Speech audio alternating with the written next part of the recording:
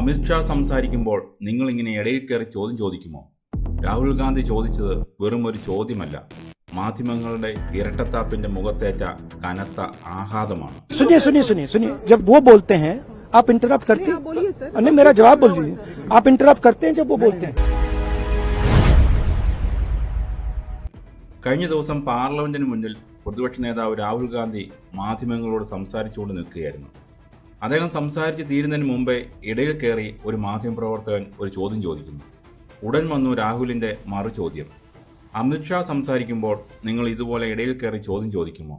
പെട്ടെന്ന് അവിടെ ഒരു നിശബ്ദത പരന്നു. ആ ചോദ്യം കേവലം ഒരു തമാശയായിരുന്നില്ല.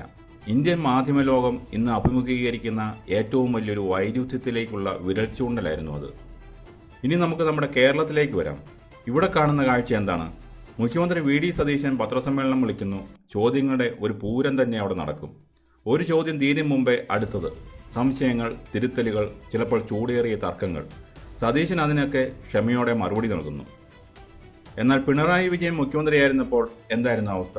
അല്ലെങ്കിൽ അമിത്ഷാ ഡൽഹിയിൽ മാധ്യമങ്ങളെ കാണുമ്പോൾ എന്താണ് സംഭവിക്കുന്നത്? അവിടെ ചോദ്യങ്ങൾ കുറവാണ്, പറയുന്നത് കേട്ടിരിക്കുകയാണ് മാധ്യമപ്രവർത്തകർ.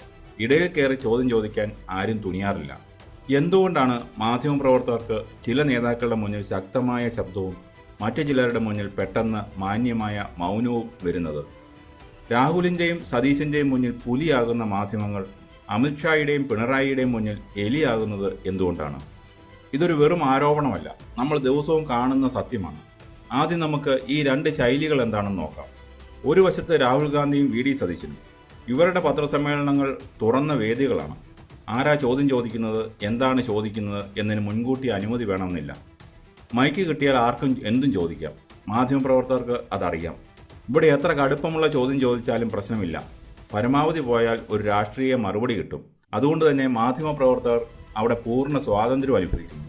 ചിലപ്പോൾ അതിര് വിടുകയും ചെയ്യുന്നു. ഇനി മറുവശത്ത് അമിത്ഷായെയും പിണറായി വിജയനെയും നോക്കൂ. അമിത്ഷായുടെ വാർത്താ സമ്മേളനങ്ങൾ വളരെ നിയന്ത്രിതമാണ്. ചോദ്യങ്ങൾ ചോദിക്കാൻ അവസരം ലഭിക്കുന്നത് പോലും ഒരു അപൂർവ കാര്യമാണ്. ചോദിച്ചാൽ തന്നെ നിർദ്ദിഷ്ട വിഷയങ്ങളിൽ മാത്രം. അമിത്ഷാ സംസാരിക്കുമ്പോൾ അദ്ദേഹത്തിൻ്റെ വാക്കുകളിലെ ഗൗരവവും കണിശതയും എല്ലാവർക്കും അറിയാം. അവിടെ തടസ്സപ്പെടുത്താൻ ആരും മുതിരാറില്ല. കേരളത്തെ പിണറായി വിജയൻ മുഖ്യമന്ത്രിയായിരുന്ന സമയത്ത് പത്രസമ്മേളനങ്ങൾ നമ്മൾ കണ്ടതാണ്. അവിടെ ഒരു പ്രത്യേക രീതി ഉണ്ടായിരുന്നു. മുഖ്യമന്ത്രി പറഞ്ഞു കഴിയുന്നതുവരെ ആരും തടസ്സപ്പെടുത്തില്ല. ചോദ്യങ്ങൾ ചോദിക്കാം, പക്ഷേ ഒരു പരിധിക്കപ്പുറം സമ്മർദ്ദം ചെലുത്താൻ മാധ്യമങ്ങൾ മടിച്ചിരുന്നു. പലപ്പോഴും ചോദ്യങ്ങൾക്ക് ഒറ്റ വാക്കിലോ അല്ലെങ്കിൽ കടുത്ത ഭാഷയിലോ ഉള്ള മറുപടിയാകും ലഭിക്കുക. അതായത് ചോദ്യം ചോദിക്കുന്നയാളുടെ അധികാരം, മാധ്യമപ്രവർത്തകരെ കൈകാര്യം ചെയ്യുന്ന രീതി എന്നിവയ്ക്കനുസരിച്ച് ചോദ്യങ്ങളുടെ സ്വഭാവം മാറുന്നു. എന്തുകൊണ്ടാണ് മാധ്യമപ്രവർത്തകർക്ക് ഈ ഇരട്ടത്താപ്പ്? മാധ്യമപ്രവർത്തകർ പേടിച്ചിട്ടാണോ? അതോ ഇതിനു പിന്നിൽ മറ്റ് രാഷ്ട്രീയ സാമ്പത്തിക കാരണങ്ങളുണ്ടോ? പ്രധാനമായും രണ്ട് കാരണങ്ങളാണ് ഇതിന് പിന്നിലുള്ളതെന്ന് നമുക്ക് മനസ്സിലാക്കാം. ഒന്ന്, അധികാരത്തിൻ്റെ ഭയം. അമിത്ഷാ കേന്ദ്ര ആഭ്യന്തരമന്ത്രിയാണ്. രാജ്യത്തെ ഏറ്റവും വലിയ അന്വേഷണ ഏജൻസികളും പോലീസും അദ്ദേഹത്തിൻ്റെ കീഴിലാണ്. ഒരു ചോദ്യം കാരണം ഭരണകൂടത്തിൻ്റെ കണ്ണിലെ കരടായാലും ഉണ്ടാകുന്ന പ്രത്യാഘാതം ഒരു സാധാരണ മാധ്യമപ്രവർത്തകന് താങ്ങാൻ കഴിയില്ല. രണ്ട്, സോഫ്റ്റ് ടാർഗറ്റ് രീതി. ചില നേതാക്കൾ ജനാധിപത്യപരമായ സംവാദങ്ങളിൽ വിശ്വസിക്കുന്നവരാണ്. രാഹുൽ ഗാന്ധിയും വി.ഡി. സതീശനും മാധ്യമങ്ങളോട് വ്യക്തിപരമായി അടുപ്പം പുലർത്തുന്നവരാണ്. അവർ ചോദ്യങ്ങളെ സ്വാഗതം ചെയ്യുന്നു. പക്ഷേ മാധ്യമങ്ങൾ ഈ ജനാധിപത്യപരമായ സമീപനത്തെ ബലഹീനതയായി കാണുന്നു. ഇവരോട് എന്തുമാകാം എന്നൊരു മനോഭാവം ഉണ്ടാകുന്നു. നേരെ മറിച്ച് ഗൗരവക്കാരും കർക്കശക്കാരുമായ നേതാക്കളുടെ മുന്നിലെത്തുമ്പോൾ മാധ്യമപ്രവർത്തകർ തനിയെ സ്വയം നിയന്ത്രിക്കുന്നു. യഥാർത്ഥ മാധ്യമപ്രവർത്തനം എന്താണ്? രാഹുൽ ഗാന്ധി ചോദിച്ച ആ ചോദ്യം കേവലം ഒരു പത്രസമ്മേളനത്തിലെ തർക്കമല്ല. അത് ഇന്ത്യൻ മാധ്യമപ്രവർത്തകർ കണ്ണാടിയിൽ നോക്കി സ്വയം ചോദിക്കേണ്ട ചോദ്യമാണ്.